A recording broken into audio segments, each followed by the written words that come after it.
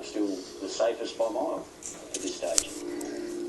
It's the most popular weed killer in Australian homes and farms. Now, a World Health Organisation report has found it probably causes cancer. We looked at all the literature in the world and did a very systematic look at all the literature to make sure that we included all the studies that we could really tell what had happened. Professor Lynn Fritchie works at the School of Public Health at Curtin University. She's also part of the World Health Organisation's International Agency for Research on Cancer. Professor Fritchie joined 16 other world experts in Europe to pore over existing peer-reviewed studies, then make an assessment. At issue is the chemical compound glyphosate. Glyphosate was classified as a probable carcinogen because there's good evidence in mice that giving mice glyphosate increases their risk of cancer.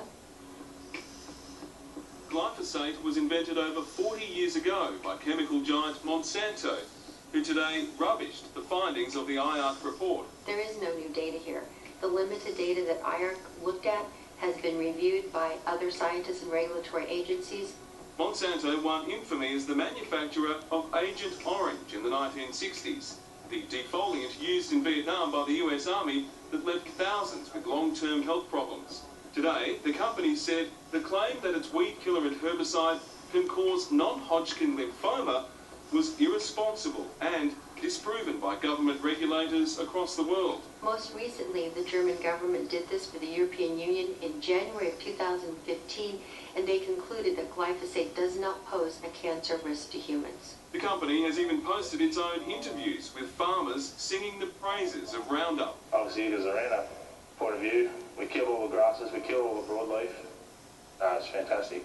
South Australian grain grower Mark Jaich has used glyphosates on his farm for nearly 30 years. So, is he worried? I mean, you can still buy Roundup at Woolies and put it in your grocery, so, you know, I mean, we're qualified to use it. I mean, no offence, you'll probably not, but you can buy it and still use it on the garden. So, yeah, I don't think it's a big concern. Yet, Professor Fritchie and her team determined that unlike less dangerous chemicals that possibly cause cancer, glyphosates probably do. We should be looking at certainly controlling use and certainly making sure that people aren't exposed any more than they have to be. In Australia, over 750 herbicides listed as an ingredient.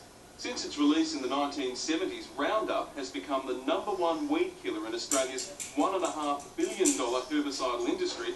It's also the #1 seller all around the world.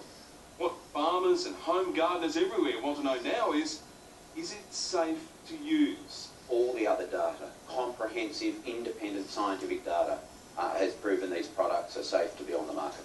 Matthew Cossey heads CropLife, a lobby group for the agricultural chemical industry. He's joined Monsanto in rubbishing this report. Considering that it's misleading and can be misconstrued and can unnecessarily concern people, then I think there should have been serious consideration about this report being released. I think their attack is unfortunate, ill-warranted and unfair. University of New South Wales Professor Bernard Stewart backs Professor Fritchie and the IARC study, saying Monsanto was attacking good science and overreacting for fear consumers will stop using Roundup. In my view, first of all, they have nothing to worry about, so long as they have used it, like all pesticides, in accordance with the instructions on the pack.